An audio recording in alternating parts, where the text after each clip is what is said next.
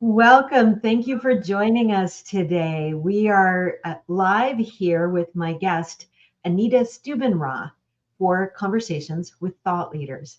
Anita is an ex-Apple creative veteran who worked her way from retail store employee to executive speechwriter with over a 13-year career.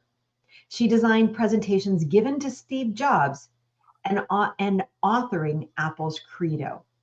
She was a speechwriter for Angela Ahrendts along the way. And in 2018, Anita left Apple to reconnect with meaning and purpose and joy and found herself called to help others do the same. Today, she's running a brand vision agency that helps purpose driven leaders and organizations rally hearts and minds around what fuels their soul. It's called Cause and Effect Creative, and she's building the Land of Make-Believe, a 14-acre retreat space for audacious ideas and their people. And today, Anita and I are going to be talking about the power of the multi-hyphenate personal brand. And she's going to explain this as a superpower. Anita, welcome. Thank you so much Thank you. for joining me here today. You're so welcome. It's a pleasure to be here. So first of all, the word multi-hyphenate, when you and I first had this conversation, it's so intriguing. And so I can guess what it means, but I never like to guess.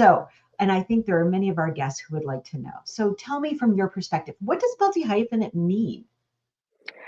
It's probably a $6 word for like a really simple concept. It's like anything you can throw a hyphen between, right? And hyphens allow you to bridge different kinds of concepts. So instead of like being stuck with a single noun to describe something like, let's say, coach, right? Throw a hyphen in there and you can start to like add nuance and specificity to what kind of coach. And this whole concept really started with a friend who sent me a text one day. She was like, Eureka, like I figured out how to talk about who I am. She's like, I am a trauma informed coach. Hmm. There's a hyphen in there. And it's a very specific, actually, she's a trauma informed nutrition coach. And that's a very specific niche that I Mm-hmm. don't know many people who work in the nutrition space describing themselves in that way. And it sends a really specific signal. So this idea that like, she's not the only multi-hyphenate that's out there. I mean, they're Right. everywhere. They're like, none of us can be described by a single noun. So Well, you can use like power of language to like piece ideas together and get more clarity. Well, and I think that that is actually the power of where we are today, is that we're all coming to, our jobs and our roles with multiple skills and tools, and we are multi-hyphenate. But I don't think a lot of us think of ourselves in that way. So, and I hear this the same that you just described. Many of my clients, it's the first question they have for me is, I don't know how to describe myself. Often I'm working with scientists and academics and technologists, but they're also artists and creators and often doing multiple things at once. And they've often had full careers that now Mm-hmm. they pivoted to something else and they go, well, how do I put all of that into that one sentence of what do you do? And I Mm-hmm. think, so tell me a little bit more about the multi-hyphenate introduction. And, and why is it important that we actually even talk about those things? I mean, so the experience that you've had is very common. Part of the reason I even started to go down this path to explore it was something similar. So many really talented, really creative, really dynamic people express the same challenge. They don't know how to describe themselves and like what they do. And the world misses out if we aren't good at describing who we are because we miss opportunities for connection and for curiosity. And all of that leads to all kinds of opportunity, collaborations, like referrals, new opportunities for events, ideas, all that sort of stuff.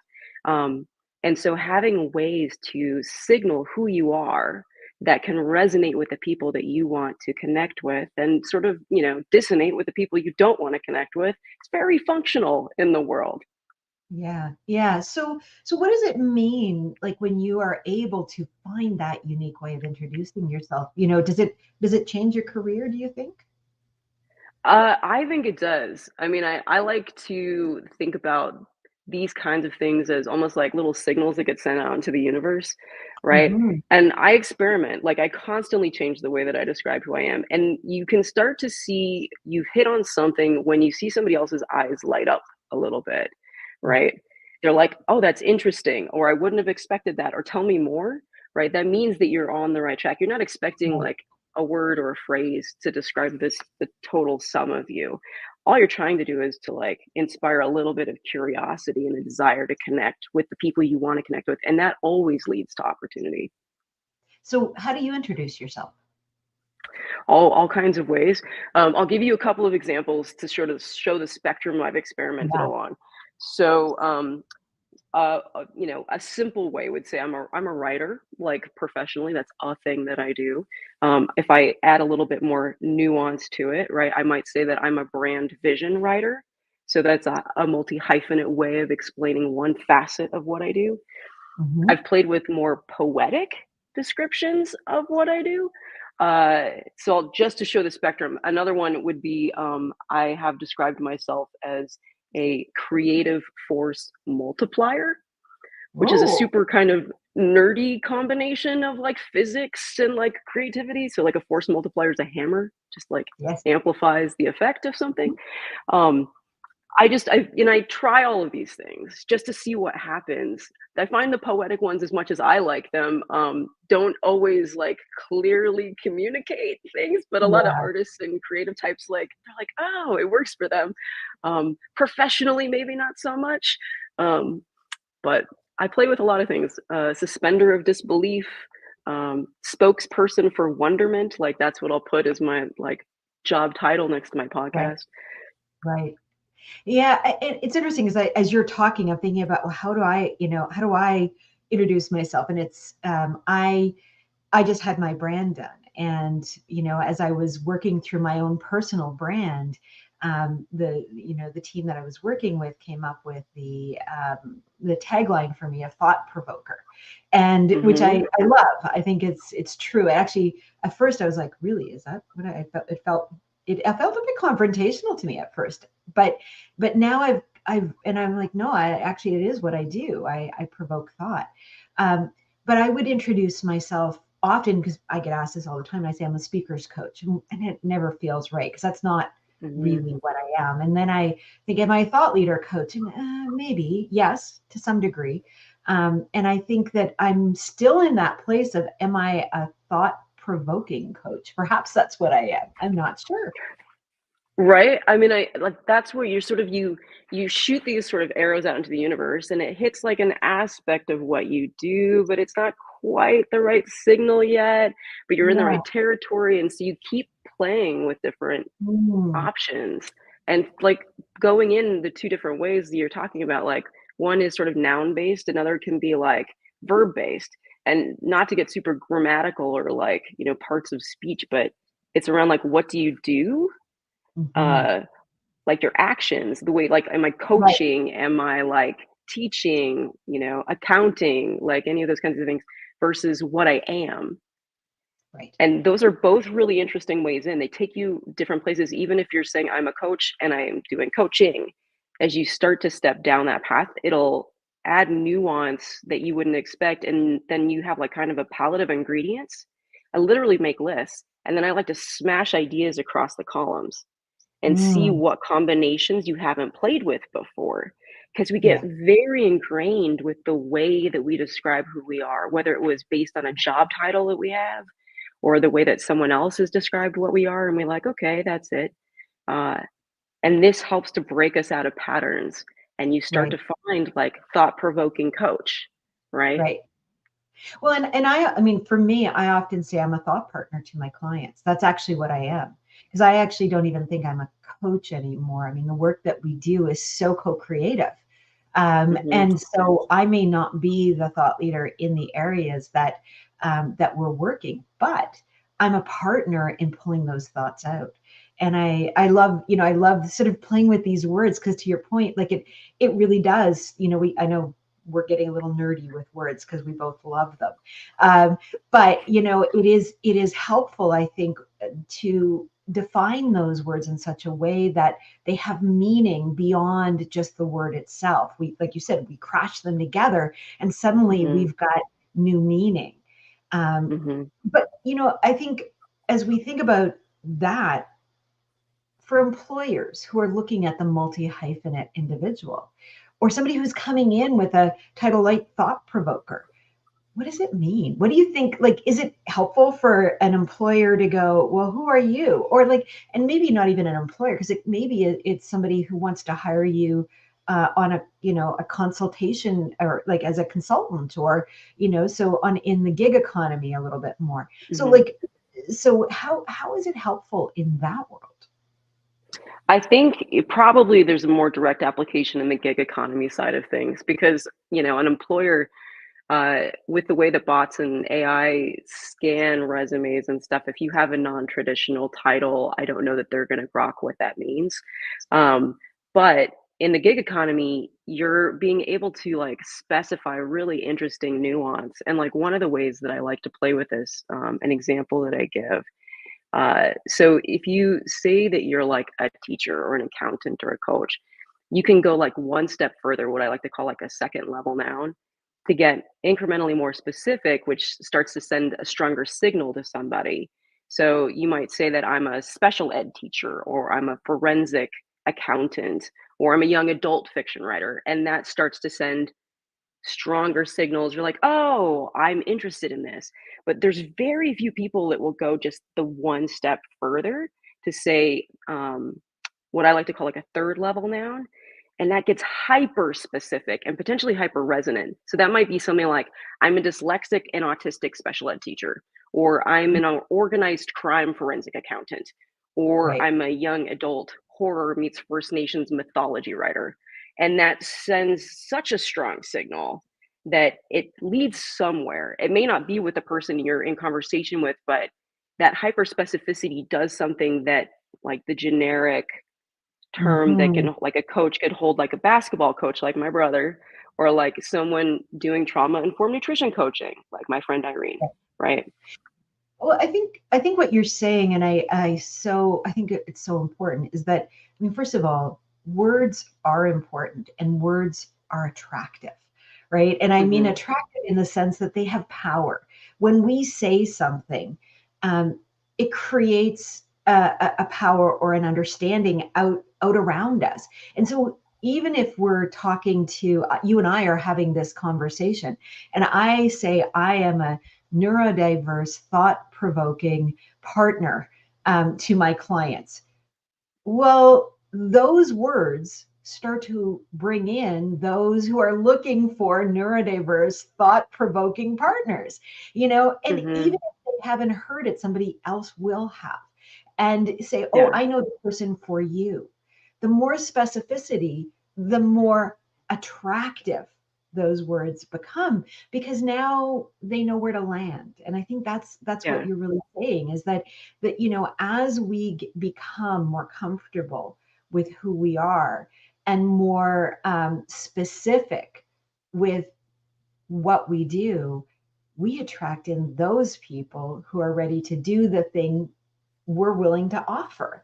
And I Yeah. think that's courage, right? Because really what you're doing, and it's like, I was a strategist for a lot of my career. And what I know about strategy is it's the art of saying no. And, like, it's knowing what to say no to, because everything else is on strategy, but you got to know what to say no to. And I think Mm-hmm. that's what the multi-hyphenate person is doing. The more specificity they have, they're saying no to everything outside of that. Yeah. I mean, and really saying no to like what's not specific enough, right? Because if I say like writer, if I say I'm a writer and that's it, like I feel sad inside, because there's so much more to what I am and what I do than just one form of Yeah. creative expression, you know? Hmm.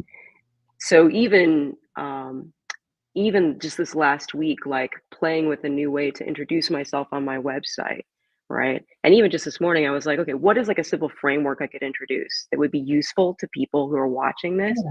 right? Yeah. Something like, I am a blank who helps blank with blank, right? It's like, I'm a noun that does this thing that does this. Right. Uh, and for that, even I was like, I'd started with, I am a creative who helps visionary entrepreneurs with their next big thing. And even just leaving it at creative, I was like, no, Not enough specificity. Yeah. not enough specificity. And because of this conversation this morning, I was like, okay, I'm a multifaceted or multi-hyphenate creative who Right. helps visionary entrepreneurs with their next big thing. Because that Mhm. gives me a lot of room to play Right. in all kinds of different creative fields, right? Whether it's design, whether it's writing, whether it's like fashion, frankly, right? With Mhm. visionary entrepreneurs, very specific audience that I like to work with, people who have big and audacious ideas. There tend to be uh, sort of risk takers, dreamers, right? People who act. And then the next big thing, which can, again, leaves a lot of room to play because it could be speeches, it could be a business pivot, it could be a culture change, it could be a lot of things, but you recognize that there are stakes in what that next big thing is, which is why you need a partner to do it. Right. Right. And so say that little framework again. Yeah. I actually wrote it down a second. I am a blank who helps blank with blank. And So if you like I am mad so lib there. it out, Yeah. So I am a, so that is the descriptor who helps, who's my audience with yeah. what's your problem. Yeah, so what you like, I am a like noun, like Hmm. self-description, who helps like audience with sort of client challenge or whether it's a client, whatever, the relationship Right. is with your audience. Right. Yeah.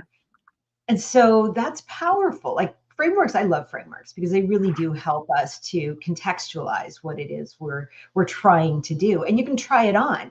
And like you said, you Yeah. can start playing with this, you know.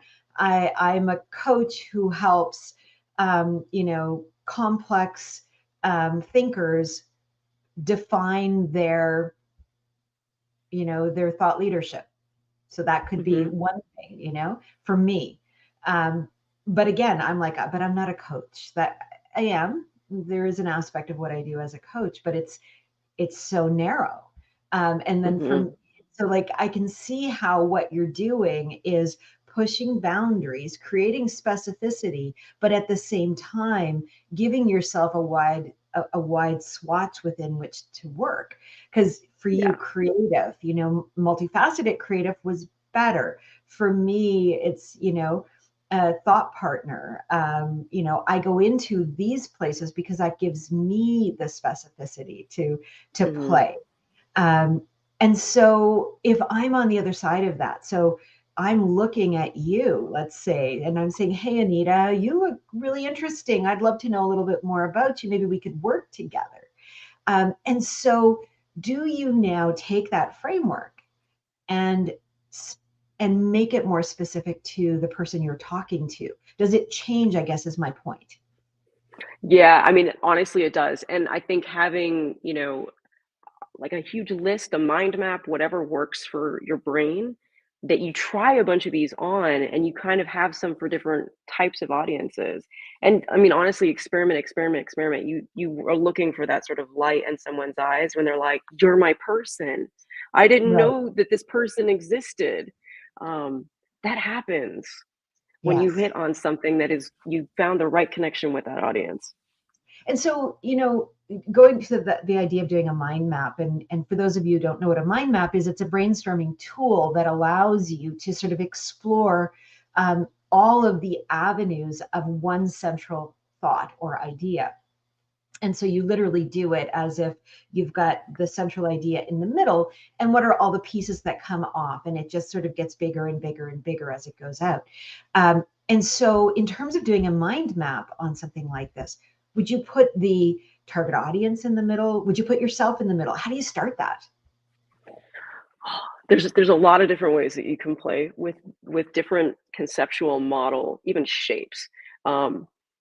For the simplest sort of translation of the framework we shared, I'll start with the idea of different words, right? Mhm. So make a bubble around all of the different nouns that you might have for yourself, right? So examples that I use for myself that I've played with are like artist, storyteller, entrepreneur, facilitator, speaker, performer, advisor, listener, mystic, writer, designer, poet, like all of these different ones. You can start to draw lines between these ones that are Mhm. connected, and you start to see those relationships.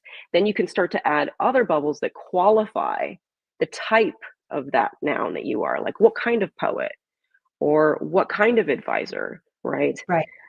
And that starts to help you again break out of the very linear, literal pathway that's deeply grooved in your brain for how you think about yourself and how you see even just this field of potential.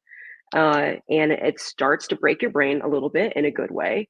And you start to Mhm. see new possibilities that you can literally smash across columns and bubbles. And you're like, if I put this, this, and this together, that is a really unique phrase. I haven't heard anybody else say, but it's clear because the components themselves are not complicated, but the arrangement is unique and sticky. And what do you think? So, in the title of this, we talked about it as a superpower. And, as I'm listening to you and sort of hearing, like, I love this idea of having all these nouns that describe who I am, and then what are all the things that I do.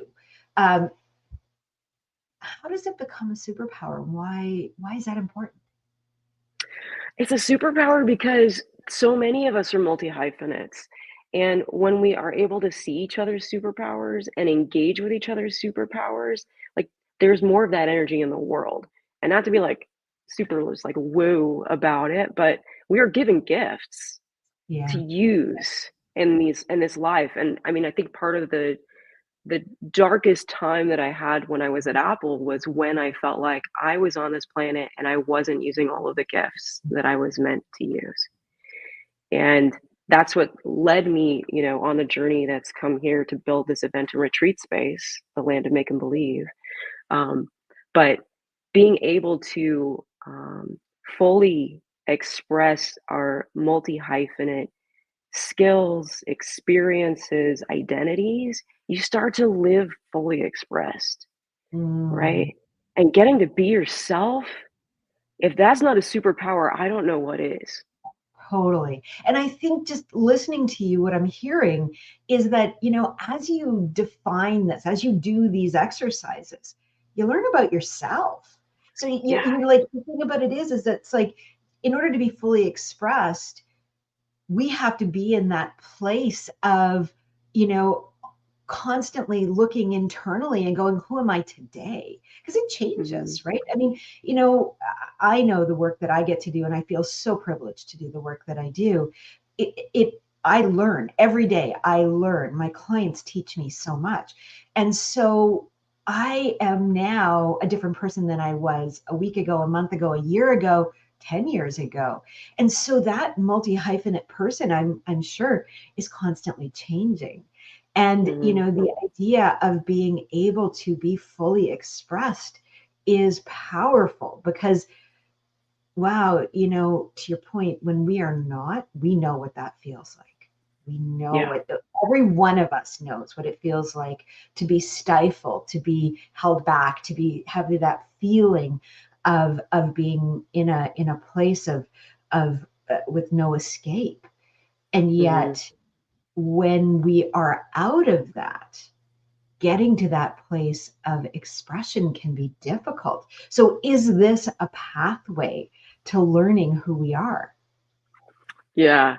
I mean, it is pretty obvious once folks join this Build a Bio course, which is what I sort of built around this, like how to express who you are, what you do.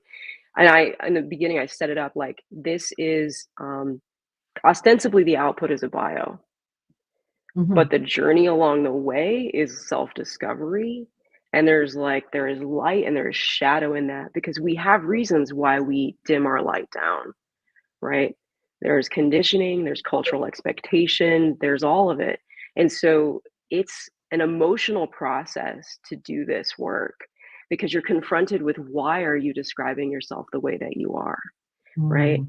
And having trusted humans in your periphery that can give you what I like to call rose-colored reflection, where they like see you as if through Yeah. rose-colored glasses, they see the highest and best potential in you and see strengths in you that maybe you're not even ready to own yet, like your branding team was doing for you, right? Mhm. They can speak these things. You're like, can I try that on?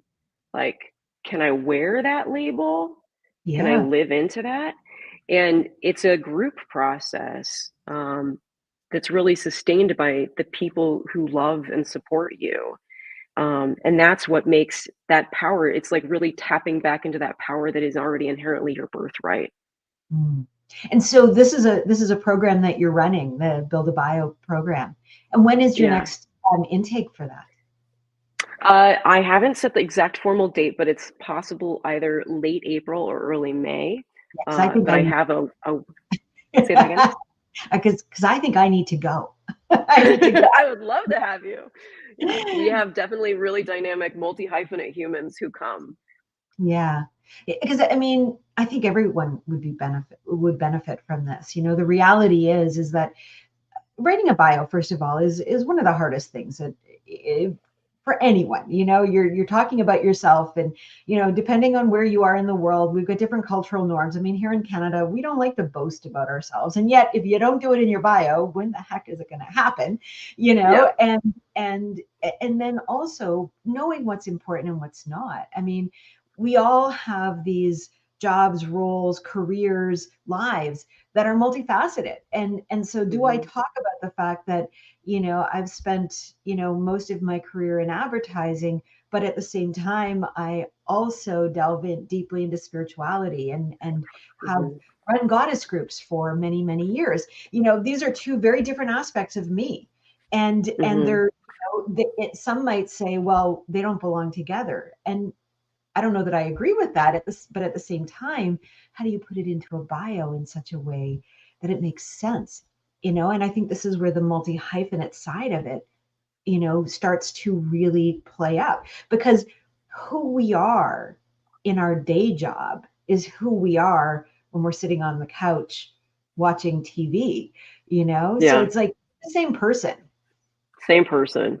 Yeah, and it becomes really interesting depending on, your comfort level with the strength of the signal that you want to send out into the universe, right? Because Right. it's one thing to say that, you might speak in a more subtle way about, the spirituality of like existence, right? It just comes out maybe just talking about like an appreciation for nature Mhm. versus somebody who's like full out ready to say that they're an intergalactic communicator, right? Right. That's Totally. there's a huge spectrum, and part of the exercises are really to understand where are you comfortable in the spectrum right now, right? And just even being aware that there's a spectrum that you get to choose from is eye opening for a lot of people. And they can keep adjusting those dials as they continue to evolve. And I guess on that point, like that spectrum of where are you comfortable, I guess the question on the other side of that is, who do you want to attract in with it? Because Yep. that's the point, right? If you're a multidimensional or an intergalactic communicator, um, who are you attracting in? There is a very specific set of people who would be interested in that person, and they'd be very interested in that person. And there are a lot Hmm. of other people who would be very turned off by that person. Yep. That's okay. Right. That's the Yeah. thing. And so, again, this is like the strategy side of it. When you say yes to one thing, you're saying no to something else. So know Exactly. what you're saying yes to and know what you're saying no to. So, Yeah. if I'm a neurodiverse, thought provoker who works with complex topics, I'm saying no to people who perhaps have a more simple and perhaps more inspirational topic. And there's nothing wrong with people who have simple and inspirational topics. They're really, really important and actually are needed in our world. But that's Hmm. just not what I do best. Right. And Right. so, right. Exactly. So I think there's, again, this is where power comes in, right? Because how powerful is it to go, okay, I'm not for you, but I know somebody who is, because this is the other thing. Because now I go, all right, not me, but I know lots of people whose focus is this other side, and I think the more that we are clear about who we are, we start to create these little communities that are adjacent to each other. You know, I'm like, I could just, yes, I'm like, yes. This is exactly all of it. Exactly. yeah. Because that's the other, I talk a lot about the fact that each of us brings something very unique in the world. And it's important that, that we are each adding our voice to the co-creation of the future we want, right? Because that's what we do as thought leaders.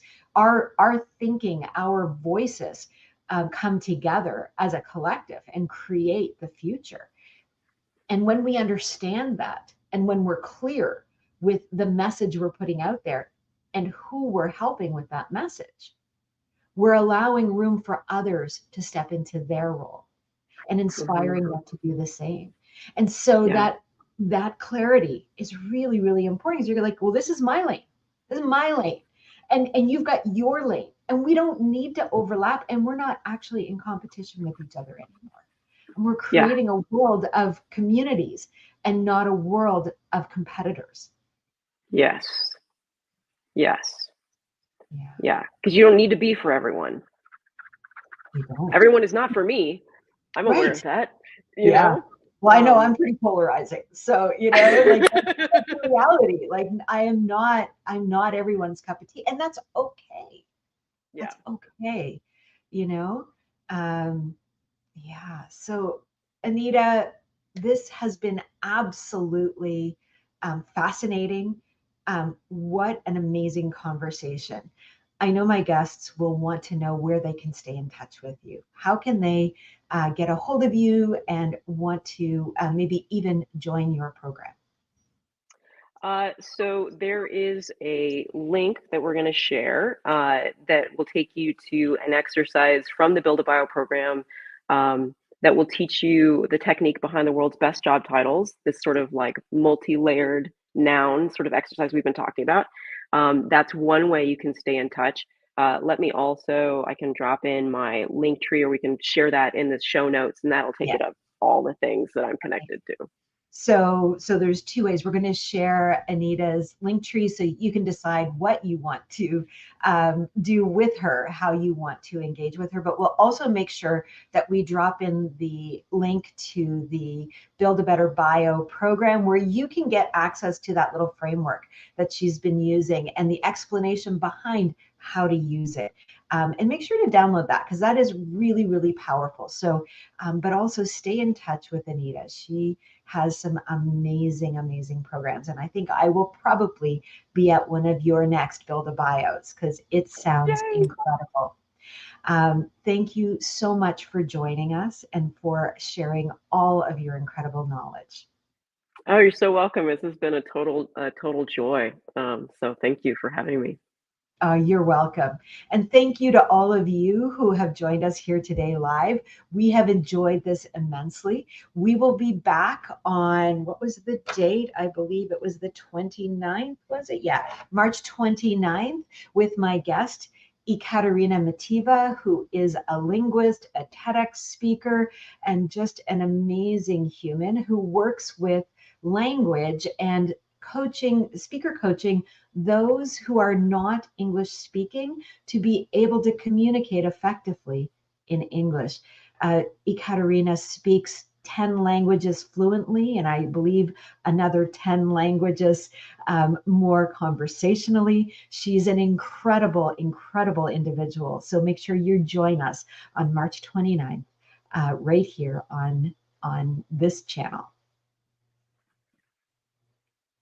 Talk about multi-hyphenate. Yeah, thank you. And thank you, Josh. Oh, that's pretty sweet. Thank you, Josh. Yeah, thank you so much. And thank you, everyone, for joining us. We're looking forward to seeing you in a couple of weeks. Have a wonderful weekend.